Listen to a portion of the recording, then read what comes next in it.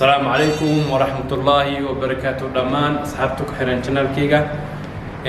waxaan idin soo gudbin doonaa maanta horta 2 week mi waan ka maqnaa training haddaan dib ugu soo laabanayaa laakiin maanta waxaan idin soo gudbinaa waxay tahay su'aalaha ugu badan oo dhalinyarta isoo weydiiyaan waxaa ka mid ah cunada ayaa zaid isoo weydiiyaa iyo qofka oo diet soo isticmaal karo oo diet u geli karo dhalinyarta waxaan leeyahay marka hore dadka isku jir maahan jirkoodu kala duwan yahay dadna faada ku badan dadna yani biyihii jirkooda ku badan faadkiina uu dheer yahay that's why aan qof walbo yani oo su'aal soo weydiiyo aanan u arkin oo diet iyo programkaas aan kala hadli karin muhiimadda laakiin waxay tahay dadka isku kg-na ma ahan way kala kg badan yihiin qofku waxaan leeyahay marka hore dadka inaad dhalinyarta waxaan leeyahay kg-gaaga hadduu ka yar yahay 60 ama 70 hadduu ka yar yahay uma baahnid markaas inaad diet waxaas aad gashid waxa u baahan tahay waxay tahay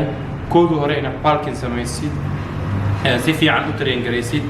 trainkaas kadib cunooyinka aad cunaysid ay ahaadaan cuno qalalan waxaad u badisaa cuntada aad isticmaalaysid waxay tahay cunto qalalan u badi si fiicanna u train garay nasiinadana badi midaasaan ayaan koodu hore marka hore leeyahay waa qofkaa shiriir markuu samaynayo hadduu yahay 60 wuxuu tagayaa 50 ama 40 intaasoo kg ayaa ku go'ayo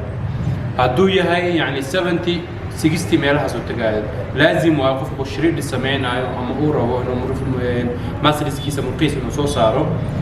wax badan ayaa jirkiisa ka baxayo biyaha ka baxayo saliidya bixiso waxa baxay faadkiya go'ayo just waxa imaanaysaa qof qallalan laakiin kuma caawinayso markaas waxa wanaagsan koodu hore kg badan samayso oo yani si fiican u sameeyt yani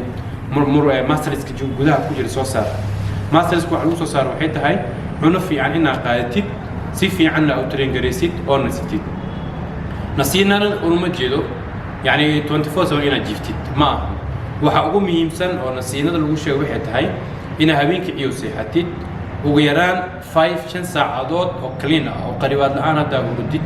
jirka uu yani uu garoonayo sameynaya waa kuraysa adiga dhan infant midda kale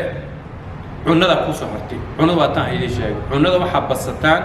oo ku weynaan kartaan cuno qofku markuu weynaan raadinayo cuno yani u xadidan kan cunin dhahay ma jiro waxa rabtid cun waxaad iska yareysaa kaliya sokorta iyo saliidda sokorta yarid saliidda iska yaray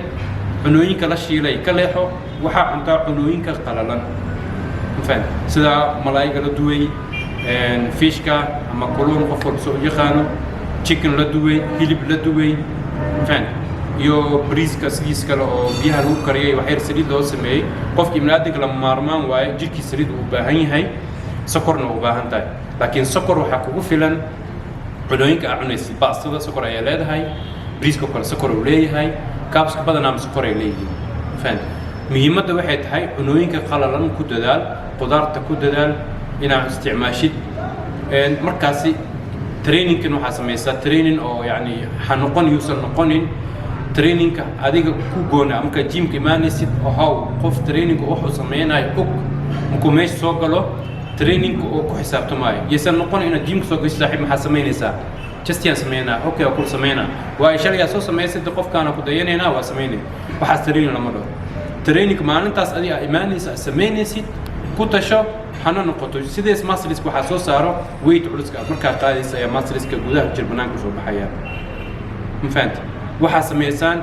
weight culus yani wax aadan qaadi karin ma aha muhiim wax adiga waxa muhiim ah 10 wax 10 aad gaarsiin kartid inaad sameysid weekend marka qaadid 20 weekend waa inaad ku dartaa 10 that inaad gaarsiin kartid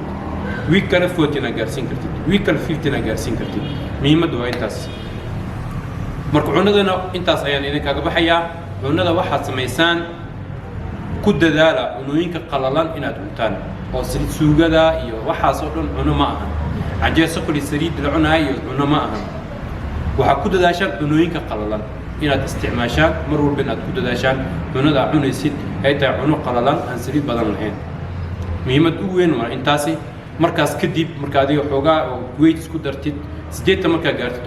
all the best way fiican tahay 10 kg ayaa ka bixayso 70 ayaa imaanaysaa shiriid markaa samaysid oo muscleska oo dhan banaan soo baxayaan laakiin qof 70 ah ama 60 ah muscleska markaa saanday waxa qarinaa biyo qarinayo saliid ya qarinayso waxa qarinayo fat ya qarinayo laakiin hadhow way baxayaan hadhow waxaana biyihii ayaa baxayo muscleska ayaa banaanka imaanaya jirkii oo sidiis ah oo mulqihii gudaha ku jira oo banaanka ay soo baxayaan marka waxaan idinka tagaa waxay tahay uma baahnid xilligan la joogo teed kale cunada waxa idinkaga hadlaa waxay tahay ha ka baqin caloola iga soo dhacaysi caloola soo bixaysi ha ka baqin weynaw caloosha waa jari kartaa easy way laakiin marka hore kg badan isku dar caloon ha ka baqin haddaa dhahaydid kg isku dar caloolna waa sameynaa ha ku tashanin mar haddii calooshaada qalajisid waxba kugu darsamayaan caloosha waa la fasaxa say wax kugu darsamaan caloosha free ka dhig jirkooda fasax ka dhig weynaw marka size fiican heshid ayaad waxa sameyn kartaa waa baabi'in kartaa hadhow easy ay ku tahay waa adigoo gashay 12 week ama 8 week oo adi shiriid aa samaysay oo yani diet aa qaadatay oo hard training aa samaysay waxaan dhan ku baaba'ayaan marka muhiimadda ay idinkaga hadlaa waxay tahay waa maanta usoo galay cuntada weeyaan cuntadana waxaad samaynaysaan waxay tahay mid hadda idiin sheegay cunto qalalan bes ku dadaala ku weynaada dan insha allah isbedel weyn waad dareemi doontaan cuntooyinka idiin sheegaan waxay tahay khudaarta badan sida borotiinka badan malayga chickenka iyo yani digaaga sidoo kale magiciisa hilibka oo kale waxyaabaha la qalalay oo la qalajiyay basada qudaartana muhiim waay ay qudaar aragtidna free ay inta wax cuni kartiin muhiimaddu waxay tahay waa inaad weynaan heshaa kaliya size isku dar dan kadib waa baaba'in kartaa murqaha way soo baxayaan taas ayaa cunnada idinkaga hadlayaa qofkii oo weight aan sheegayo oo 90 gaarsan 100 gaarsan diet ayuu baahan yahay qofkaasan si oo yani specialian wuxuu gaar soo xiriiri karaa Instagram-kayga meesha ayaan ku soo qoraa mar waliba qofkii rabo inuu shariir rabo si gooni ayaan yani u qiimeyn doonaa kg-giisa wuxuu yahay taasna si gooni ayaan u qaabili doonaa Instagram ayaa iga soo xiriiri kartaan